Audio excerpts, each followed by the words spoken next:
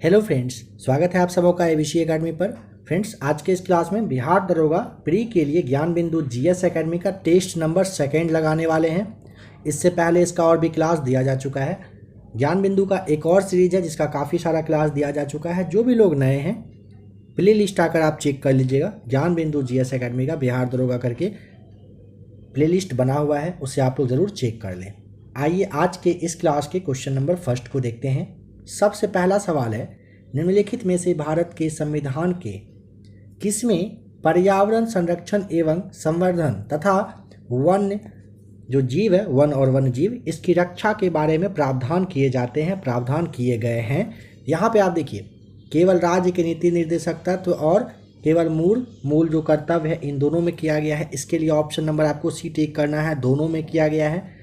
निम्नलिखित में से कह रहे हैं भारत के संविधान के किसमें पर्यावरण संरक्षण एवं संवर्धन तथा वन व वन्य जीव की रक्षा के बारे में प्रावधान किए जाते हैं। नंबर ए और बी दोनों में किए जाते हैं, इसलिए ऑप्शन नंबर सी यहाँ पे ठीक करना है। नंबर सेकेंड है, संविधान असाधारण परिस्थितियों में राष्ट्रपति को राज्यपाल के कृत्यों के निर्वहन हेतु उपबंध कर सकता है। अनुच्छेद 160 में संविधान जो है असाधारण कंडीशन, जो कुछ अजीब सिचुएशन अगर होता है उस समय में राष्ट्रपति को ना राज्यपाल के जो काम वगैरह होता है, काम कैसे क्या करना है नहीं करना है, उनके बारे में उपबंध करने का जो अनुच्छेद पूछेगा किस में दिया गया है, तो अनुच्छेद 160 में ऑप्शन ए राइट आंसर है। नंबर थर्ड, भारतीय नयाचार यानी कि जो प्रोटोकॉल है, इसके अनुसार पूर्वता क्रम में निम्न में से सबसे पहले कौन आएगा। सबसे पहले मतलब कह रहा है सीरियल वाइज आपको बताना है, तो आप एक नज़र यहाँ पे अगर चाहें तो देखिए।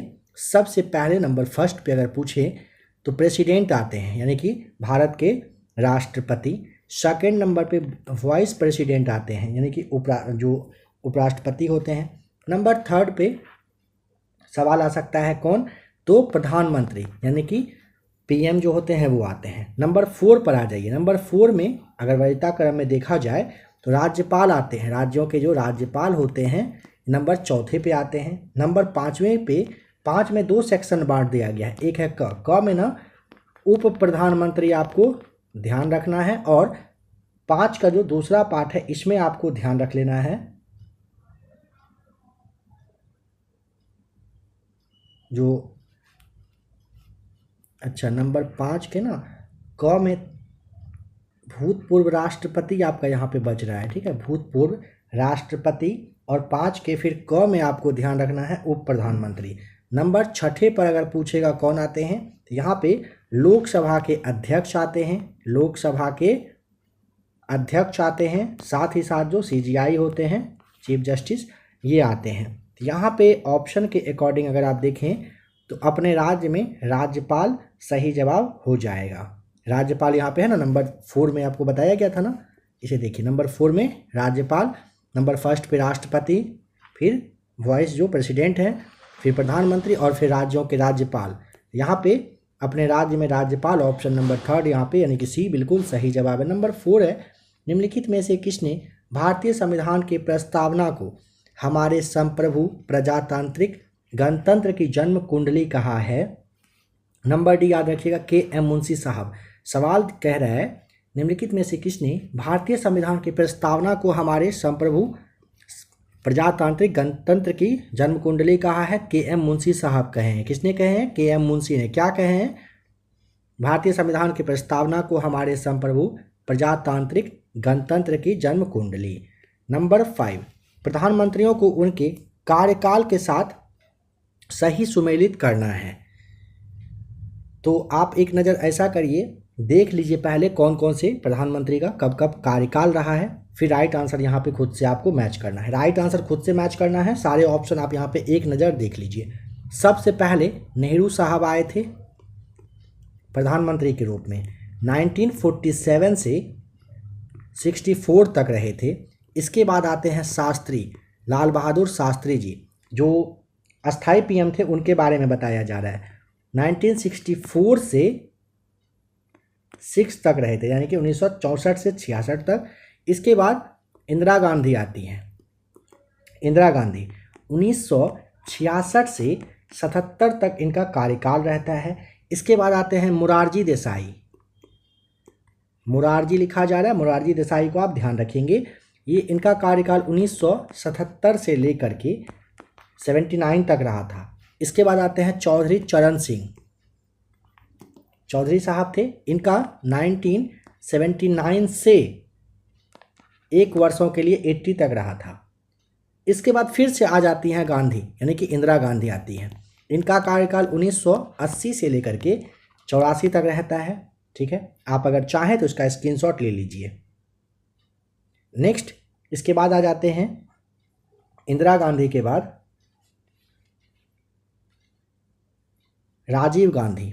ठीक है, यहाँ पे राजीव जी लिखा जा रहा है, गांधी ध्यान रखेंगे। राजीव गांधी 1984 से 89 यानी कि 89 तक राजीव गांधी रहते हैं। फिर आते हैं जो वीपी सिंह रहे थे, वीपी सिंह साहब आते हैं। इसके बाद इनका कार्यकाल 1989 से लेकर के 1 वर्षों का 90 तक था। फिर आते हैं चंद्रशेखर साहब थे, इनका भी 1990 से 91 तक के लिए ही कार्यकाल था। फिर आते हैं नरसिम्हा राव, आपको ध्यान रखना है, इनका कार्यकाल 1991 से 96 यानी कि 96 तक रहा था। इसके बाद आते हैं अटल बिहारी वाजपेयी। तो यहाँ पे वाजपेयी साहब का नाम लिखा जा रहा है, इस तरह से आप ध्यान रखिएगा। ये जो थे 1996 में आए, लेकिन बस 13 दिनों के लिए आए थे। कितने दिनों के लिए? 13 दिनों के लिए। इसके बाद आ जाते हैं एच.डी. देवेगौड़ा साहब। एच.डी. देवेगौड़ा साहब का नाम आपने ज़रूर सुना होगा। ये आते हैं 1996 से 97 के लिए। ठीक है, इसके बाद आते हैं गुजराल साहब, इसे भी हटाया जा रहा है, चाहे तो स्क्रीनशॉट लीजिए।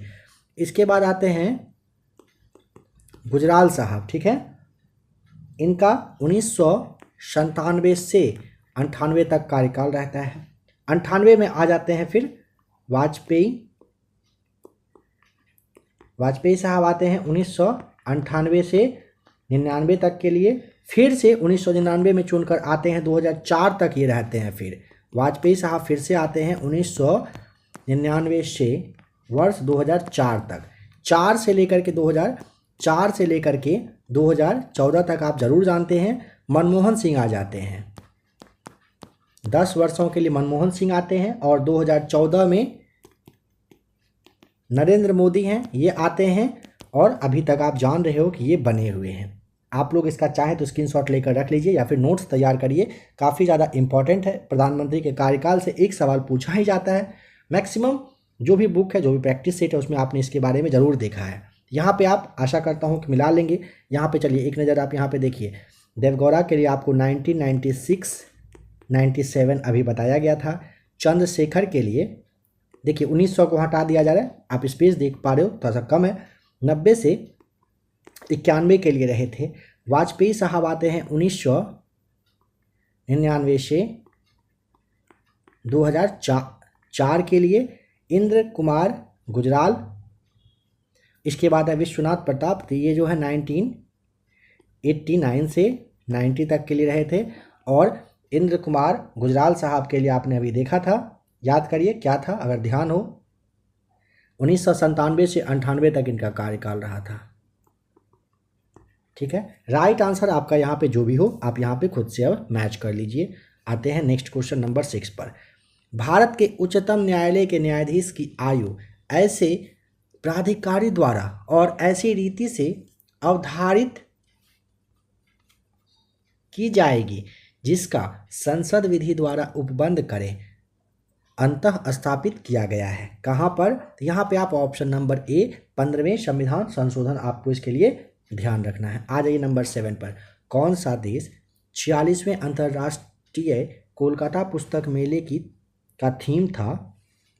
यहाँ पे ऑप्शन नंबर डी स्पेन। कौन सा देश में करेक्ट 46वें अंतर्राष्ट्रीय कोलकाता पुस्तक मेले का थीम देश है? स्पेन आपको ध्यान रखना है। नंबर 8 डॉक्टर श्यामा प्रसाद मुखर्जी राष्ट्रीय जल और स्वच्छता संस्थान का उद्घाटन किस राज्य में किया गया है?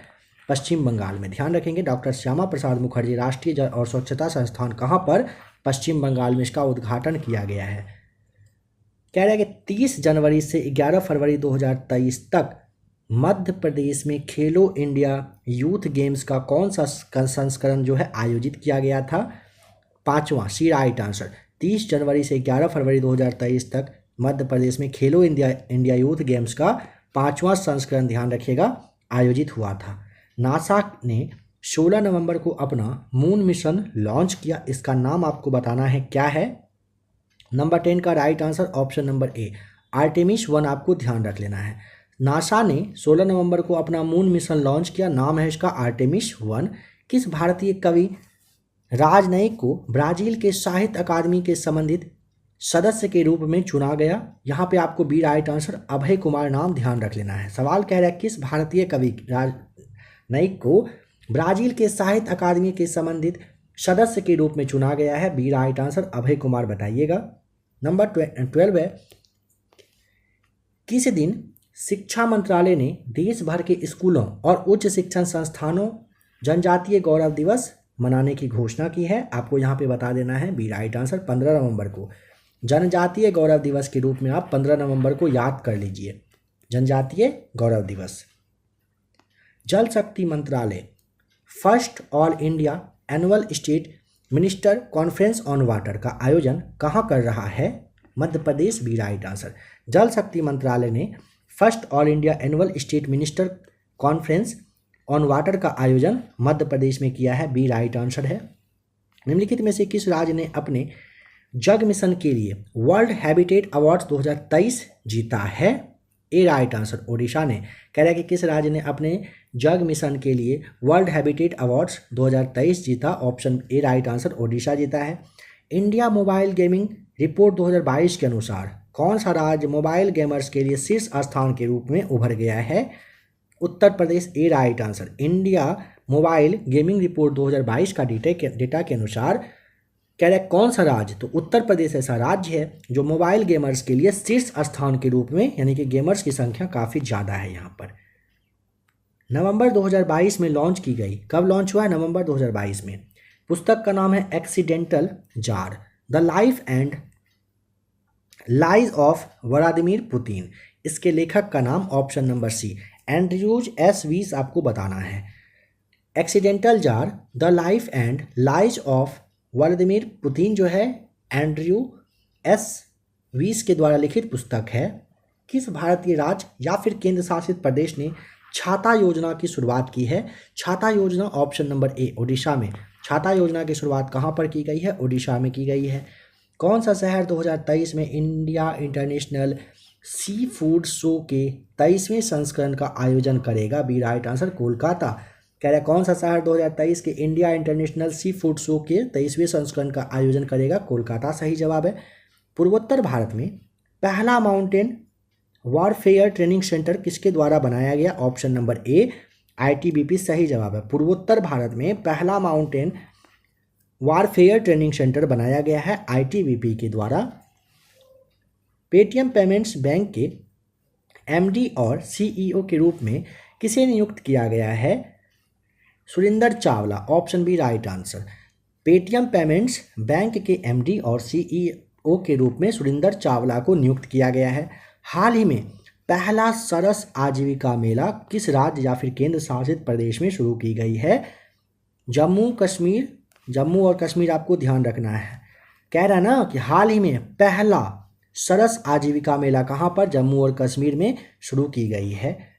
देखिए अमोनिया में एन और एच के द्रव्यमान हमेशा कितना के अनुपात में? ऑप्शन नंबर आपको यहाँ पे सी ध्यान रख लेना है, 14:3 में रहता है।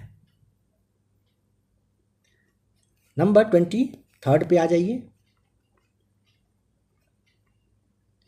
19 एफ में न्यूट्रॉनों, प्रोटॉनों और इलेक्ट्रॉनों की संख्या लिखें।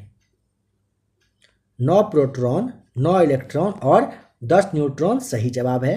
नंबर 24 रोगाणु मुक्त पेयजल बनाने के लिए किस रसायन का उपयोग किया जाता है? CaOCl2 का। रोगाणु मुक्त पेयजल बनाने के लिए CaOCl2 का यूज किया जाता है। कार्बन तिथि निर्धारण में कार्बन का कौन सा समस्थानिक प्रयुक्त होता है? ए राइट आंसर। केवल C14 6 आपको ध्यान रखना है। निम्न में से कौन सा घोल बिजली का चालक नहीं है? सही जवाब हो जाएगा option number B, right answer. Glucose घोल आपको यहाँ पे बताना है। मधुमक्खी के द्वारा काटे जाने पर इनमें से कौन सी चीज आपको राहत देने के लिए उपयोग की जाती है? राहत किससे मिलता है? Option number B, right answer. किससे मिलता है? बेकिंग सोडा से मिलता है। अगर मधुमक्खी किसी को काट लेता है तो बेकिंग सोडा का यूज किया जाता है उसको ठंडक आराम दिलवाने के लिए। पसीना रोधी पदार्थों में सामान्यतः निम्नलिखित में से क्या होता है? ऑप्शन नंबर ए, एल्युमिनियम यौगिक आपको याद रख लेना है। क्या रहता है? एल्युमिनियम यौगिक रहता है पसीना रोधी पदार्थ में। 1 जूल बराबर कितना होता है? 1 न्यूटन गुने 1 मीटर होता है, जो कि ऑप्शन नंबर ए में दिया हुआ। 1 जूल बराबर 1 न्यूटन इंटू 1 मीटर बताएंगे। गति का द्वितीयक समीकरण क्या है?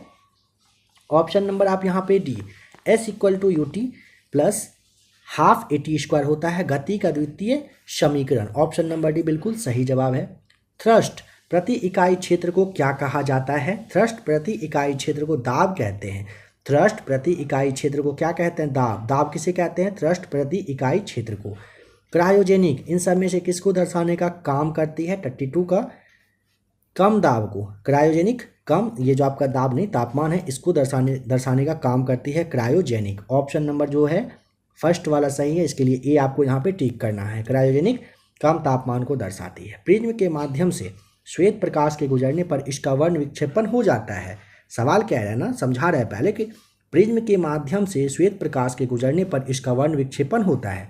विचलन कोण बताना है यहाँ पे क्या होगा? ऑप्शन में आप यहाँ पे देखिए, डी राइट आंसर है।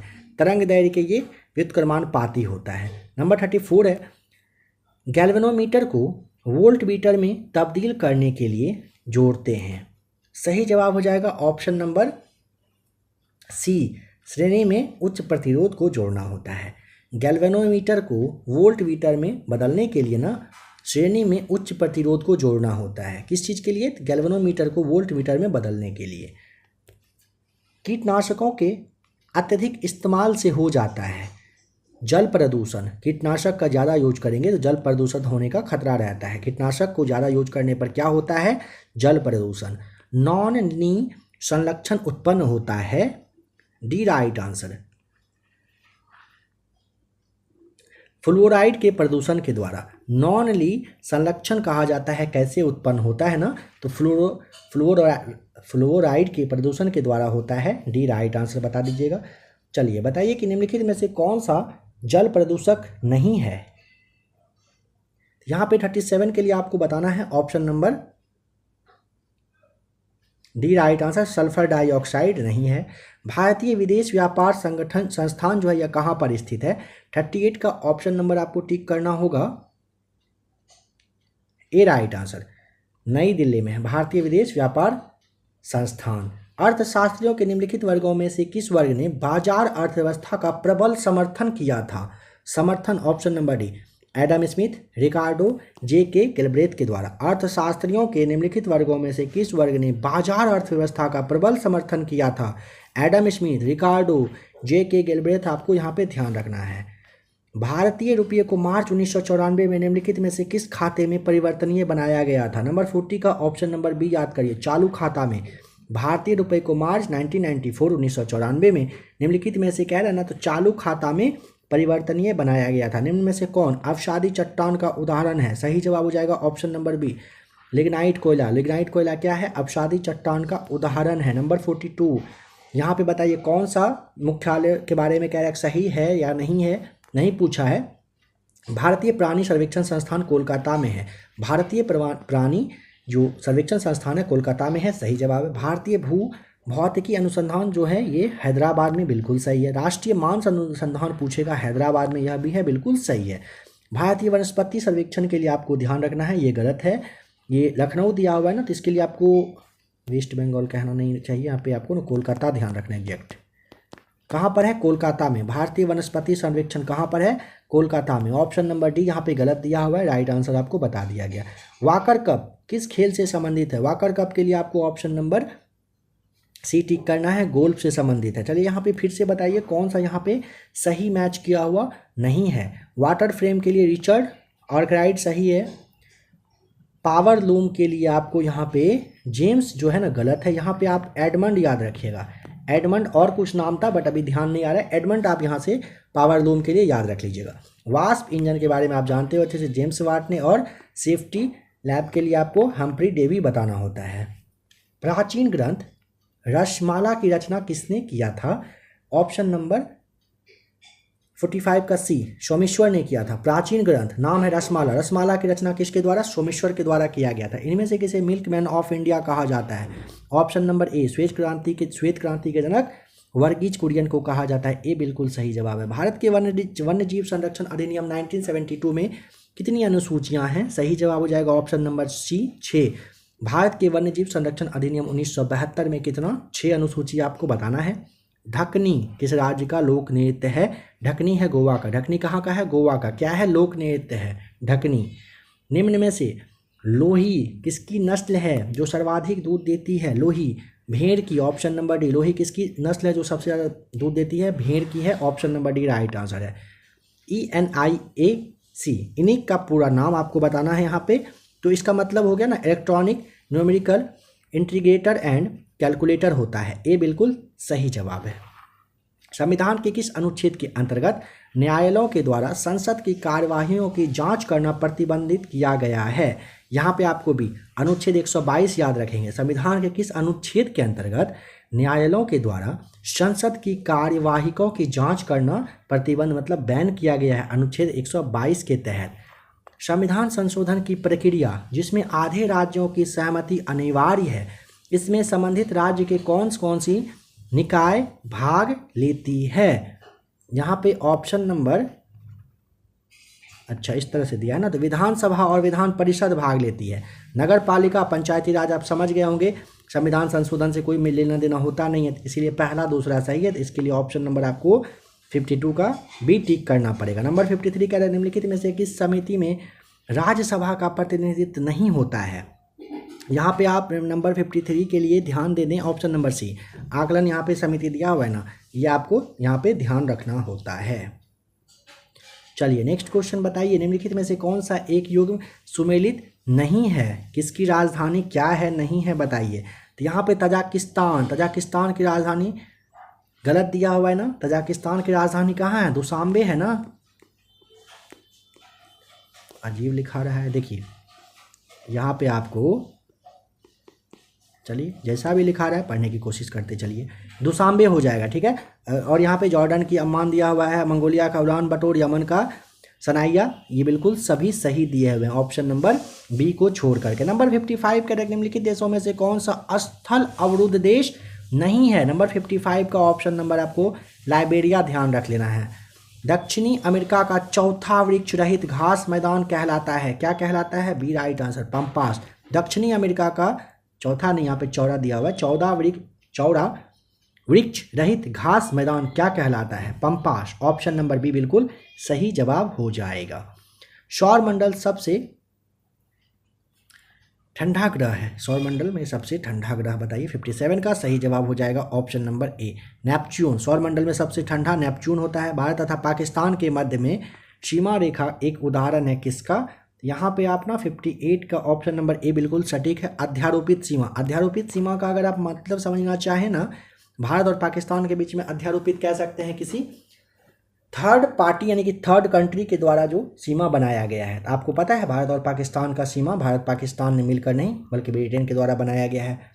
महादेव पहाड़ियाँ भाग है कहाँ का? महादेव पहाड़ियाँ, ऑप्शन नंबर आपको ए, सतपुरा का ये भाग है। लक्षद्वीप में कितने द्वीप हैं? लक्षद्वीप में कितने द्वीप हैं? 36। लक्षद्वीप में कितने द्वीप हैं? 36 सही जवाब हो जाएगा ऑप्शन नंबर सी। कौन सा श्रेणी यमुना और सोन के मध्य में जल द्विभाजक का कार्य करती है? सही जवाब हो जाएगा ऑप्शन नंबर बी, कैमूर। कौन सा श्रेणी? तो कैमूर श्रेणी यमुना और सोन के मध्य में जल द्विभाजक का काम करती है। सूची एक को सूची दूसरे के साथ यहाँ पे मैच करने के लिए दिया हुआ है। प्राकृतिक आपदा किस किस एरिया में आता है? बाहर के लिए याद करिए तो कौन सा जगह काफ़ी ज़्यादा फेमस है, देखने के साथ आप जिसके बारे में ज़रूर समझ गए होंगे। बाहर के लिए क्या याद करना चाहेंगे? उत्तर प्रदेश और बिहार में आता है ना काफ़ी ज़्यादा। भूकंप कहाँ पर? हिमालय का गिरिपात क्षेत्र में आता है। सूखा के लिए कौन सा जगह है? मध्य पूर्वी भारत। चक्रवात झारखंड और उत्तरी ओडिशा में आता है। 62 का right answer option number B. A का तीसरा, बी का पहला, सी का चौथा, यानी कि सूखा के लिए मध्य पूर्वी भारत और चक्रवात के लिए झारखंड तथा उत्तरी ओडिशा याद रखना है। भारत में निम्नलिखित में से किस प्रकार का वन सर्वाधिक वृहद क्षेत्र में पाया जाता है? सही जवाब ऑप्शन नंबर सी, उष्णकटिबंधीय आर्द्र पर्णपाती वन में। भारत में निम्नलिखित में से किस प्रकार का वन सर्वाधिक यानी कि वृहद यानी कि मैक्सिमम जगह पर क्षेत्र में फैला हुआ है? तो उष्णकटिबंधीय आर्द्र पर्णपाती वन ध्यान रखेंगे। केरल का कुट्टानाड जो है प्रसिद्ध है किस चीज़ के लिए? सही जवाब यहाँ पे आराम से टिक कर देते हैं, भारत का न्यूनतम ऊंचाई वाला क्षेत्र के लिए सही जवाब है। नंबर 64 के बाद अब चलते हैं 72। इमिस्ला दर्रा किस राज्य में अवस्थित है? इमिस्ला के लिए आपको 72 का सही जवाब बताना है। ऑप्शन नंबर ए, लद्दाख में। इमिस्ला दर्रा कहाँ पर है? लद्दाख में। और सबसे ऊंचा दर्रा पूछेगा तो आप जानते हो ना, यांगजी दीवान करके है। मुकुर्थी राष्ट्रीय उद्यान किस राज्य में स्थित है? सही जवाब हो जाएगा ऑप्शन नंबर 73 का सी, तमिलनाडु में है मुकुर्थी राष्ट्रीय उद्यान। विभाजन की किस अवस्था में केंद्रक झिल्ली गायब हो जाती है? सही जवाब ऑप्शन नंबर सी, प्रोफेज में। 74 का आपको सी यहाँ पर टिक कर देना है। विभाजन की किस अवस्था में केंद्रक झिल्ली गायब हो जाती है? प्रोफेज में, बिल्कुल राइट आंसर। एक पौधे के तने या जड़ का घेरा किस कारण बढ़ता है? 75 ए, लैटरल मेरिस्टेम की वजह से सही जवाब है। एक पौधे के तने या जड़ का जो घेरा है ना, किस वजह से बढ़ता है? तो ये लेटरल मेरिस्टेम की वजह से बढ़ता है। 76 पर आइए, सूची को मैच करिए। नंबर ए, प्लेग के लिए आपको जीवाणु बताना है। एड्स होता है किसके वजह से? विषाणु की वजह से। गंजापन होता है कवक की वजह से। मलेरिया होता है प्रोटोजोआ की वजह से। मलेरिया होता है किसके वजह से? प्रोटोजोआ की वजह से। प्लेग किसके वजह से होता है? जीवाणु की वजह से। गंजापन के लिए आप किसे जिम्मेदार ठहराएंगे?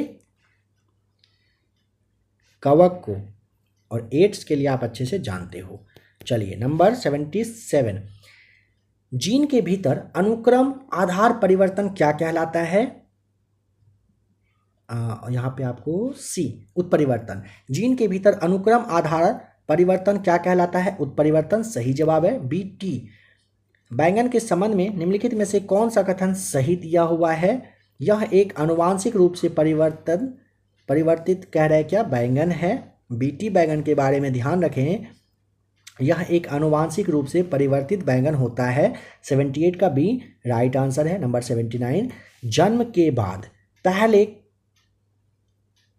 कुछ दिनों के दौरान बच्चे को मां के दूध के माध्यम से कौन सा प्रतिरक्षी प्राप्त होता है? ऑप्शन ए, IgA सही जवाब हो जाएगा। जन्म के बाद पहले कुछ दिनों के दौरान बच्चे को मां के दूध के माध्यम से कौन सा प्रतिरक्षित IgA प्राप्त होता है? भारत को किस वर्ष WHO के द्वारा पोलियोग्रस्त देशों की सूची से बाहर कर दिया गया है? नंबर 80 का सही जवाब आपको टिक करना है। ऑप्शन नंबर ए, वर्ष 2012 में WHO ने भारत को पोलियोग्रस्त देश में जो शामिल था उससे हटा दिया है। किस हार्मोन के अल्प स्रावन के कारण मूत्र पतला एवं रक्त गाढ़ा हो जाता है? वैसोप्रेसिन हार्मोन के वजह से। किस हार्मोन के? वैसोप्रेसिन हार्मोन, याद करिए, वैसोप्रेसिन हार्मोन है। कौन सा हार्मोन? वैसोप्रेसिन हार्मोन है। इसकी वजह से क्या होता है? इसके कम स्रावन की वजह से मूत्र पतला और रक्त गाढ़ा हो जाता है। अस्थायी परिवार नियोजन की विधि कैसी है? ए राइट आंसर, कॉपर टी आप यहाँ पे ए टिक करेंगे। निम्नलिखित युग्मों पर विचार करके बताइए कौन सी विशेषता या विशेषताएं महायान बौद्ध मत की है? बुद्ध में देवत्वारोपण, बोधिसत्व पर चलना, मूर्ति उपासना तथा अनुसंधान, तीनों यहाँ पे बिल्कुल सही जवाब है। ऑप्शन नंबर डी आराम से यहाँ पे आपको टिक करना। नंबर 84, सवाल समझिए, कौटिल्य के अर्थशास्त्र हैं, जानते हैं। इनमें गुप्तचरों के प्रमुख अधिकारी को किस नाम से दर्शाया गया है? सर्प महामात्य, आपको यहाँ पे ध्यान रख लेना है। कौटिल्य के अर्थशास्त्र में ना गुप्तचर के प्रमुख अधिकारी के बारे में कह रहा है, सर्प महामात्य के नाम से संबोधित किया गया है, कहा गया है। प्रारंभिक होमोसोपियंस का उद्भव किस काल में हुआ है? उच्च पुरापाषाण काल में। प्रारंभिक होमोसोपियंस का उद्भव उच्च पुरापाषाण काल में हुआ है। ऋग्वेद में हिमालय पर्वत की चोटी का उल्लेख किस नाम से किया जाता है? ए, मुजम्वंत के नाम से। ऋग्वेद में हिमालय पर्वत की चोटी का नाम मुजम्वंत के नाम से कहा गया है। काफ़ी फेमस पुस्तक फाउंडेशन ऑफ इंडिया कल्चर के लेखक का नाम? B right answer, Shri Aurobindo, जिसे अरविंद घोष भी कहते हैं। काफ़ी ज़्यादा फेमस पुस्तक है, नाम है फाउंडेशन ऑफ इंडिया कल्चर, लेखक श्री अरविंदो। बताइएगा। भारत सेवक समाज की स्थापना। भारत सेवक समाज की स्थापना, चलिए काफ़ी इजी क्वेश्चन है, जरा सा कमेंट करके बताइए अगर राइट आंसर पता हो तो। लास्ट वाली क्लास में एक सवाल पूछा गया था, उसका जवाब आप लोग को भी बता दिया जाएगा। 1875 के दक्कन के दंगों का तात्कालिक कारण बताइए, क्या था? 89 का सही जवाब है ऑप्शन नंबर ए, ये बी होगा। महाजनों के द्वारा ऊंची ब्याज दर 1875 है, क्या है 1875। इसके दक्कन के जो दंगा हुआ था ना, उसका रीजन पूछा है। महाजन के द्वारा ऊंची जो ब्याज दर लिया जा रहा था ना, इसी की वजह से हुआ था। शाराबंदी परियोजना 1922 किसके नेतृत्व में प्रारंभ हुआ था? सही जवाब हो जाएगा option number A, Chittaranjan Das के। शाराबंदी परियोजना 1922 में चित्तरंजन दास के द्वारा शुरू किया गया था। कंपनी एक असंगति है, परंतु यह उस व्यवस्था का भाग है जहां सब कुछ ही असंगत है। Option number B, Lord Macaulay का ये कथन है। निम्नलिखित कारागारों में से किस एक में पंडित जवाहरलाल नेहरू ने अपनी प्रसिद्ध पुस्तक डिस्कवरी ऑफ इंडिया लिखी थी? सबसे पहले इसे भी याद रखिए जो लोग नए हैं। डिस्कवरी ऑफ इंडिया काफ़ी फेमस पुस्तक है, पंडित जवाहरलाल नेहरू के द्वारा लिखा गया है। यहाँ पे पूछा है बस कहाँ पर ये लिखे थे, तो यहाँ पे ध्यान रखिएगा, वर्ष 1942 में ना ये लिखे थे, ठीक है। और पूछेगा कहाँ पर, तो अहमदनगर फोर्ट जेल में लिखे थे 1942 में discovery of India. Bombay, Madras और कलकत्ता में उच्च न्यायालयों की स्थापना हुई थी कब? 1862 में। बम्बई, मद्रास और कलकत्ता में हाई कोर्ट की स्थापना वर्ष 1862 में किया गया था। 94 बताइए, अकबर की इच्छानुसार किसने रामायण का फारसी में अनुवाद किया था? सही जवाब हो जाएगा अब्दुल कादिर बदायूनी ने। अकबर की इच्छानुसार, किसकी इच्छा से? अकबर की इच्छानुसार रामायण का फारसी भाषा में अनुवाद अब्दुल कादिर बदायूनी ने किया था। जवाब ये पता है, रामायण जब चेंज हुआ था तो उस वक्त क्या नाम रखा गया था? क्या रामायण का नाम रामायण ही था या कुछ और था? जवाब पता हो जरा कमेंट करके बता सकते हैं। मराठा सेना में पिंडारी की नियुक्ति सर्वप्रथम किसके समय में हुआ था? ए राइट आंसर, बालाजी फर्स्ट के समय में। मोस्ट वीवीआई क्वेश्चन है। मराठा सेना में पिंडारी की नियुक्ति सबसे पहले बाजीराव फर्स्ट के समय में हुआ था। मोती महल का निर्माण किसने करवाया? देखिए, एक तो आगरा में भी है मोती महल जो कि शाहजहां करवाए थे, दिल्ली में है जो कि इसका कि औरंगजेब करवाए थे। तो यहाँ पे ना औरंगजेब शाहजहां दोनों याद रखिएगा, लेकिन थोड़ा सा फेमस है शाहजहां वाला, आप चाहें तो ये भी याद रख सकते हो। तोहफा ए अकबर शाही किसकी रचना है? देखिए ये वाला जो सवाल है ना, थोड़ा सा इसके बारे में अच्छे से जांच पड़ताल करके ना नेक्स्ट वाली क्लास में इसके बारे में बात करेंगे, ठीक है। यहाँ पे फिलहाल आप शाहजहां औरंगजेब दोनों याद रखिए, क्योंकि शाहजहां ने आगरा में जो काफ़ी फेमस है और औरंगजेब ने दिल्ली में मोती महल का निर्माण करवाए थे। तोहफा ए अकबर शाही किसकी रचना है? ए राइट आंसर, अब्बास खां शेरवानी का। तोहफा ए अकबर शाही अब्बास खां शेरवानी की रचना है। एस्प्रिन क्या है? एस्प्रिन, एस्प्रिन क्या है? ये एक तो सबसे पहले ज्वरनाश यानी कि फीवर खत्म करने वाला, दर्द गायब करने वाला एस्प्रिन आपने जरूर नाम सुना होगा। यहाँ पे आप दूसरा और तीसरा टिक करेंगे, डी राइट आंसर है। एजेंट ऑरेंज क्या होता है? बी राइट आंसर, संयुक्त राज्य अमेरिकी सेना द्वारा वियतनाम युद्ध में प्रयुक्त खरपतवार नाशक रसायन का नाम एजेंट ऑरेंज था। एजेंट ऑरेंज संयुक्त राज्य अमेरिका सेना के द्वारा वियतनाम युद्ध हुआ था, काफ़ी फेमस युद्ध है। इसमें खरपतवार नाशक रसायन के रूप में इसी का यूज किया गया था। आज का लास्ट क्वेश्चन है, कह रहा है किस सभ्यता के शासक फराओ कहलाते थे? सही जवाब ऑप्शन नंबर डी, मिस्र के शासक। मिस्र के शासक क्या कहलाते थे? फराओ कहलाते थे। ध्यान रखिएगा, मिस्र के शासक क्या कहलाते थे, सवाल पूछा गया है पहले भी। मिस्र के शासक, इसके लिए आपको फराओ याद रख लेना है। आशा करता हूं कि आज के इस क्लास को भी देखकर आपको जरूर अच्छा लगा होगा। अगर आपको क्लास आज का सही लगा हो, अच्छा लगा हो, वीडियो को आप लाइक वगैरह जरूर कर दिया करें।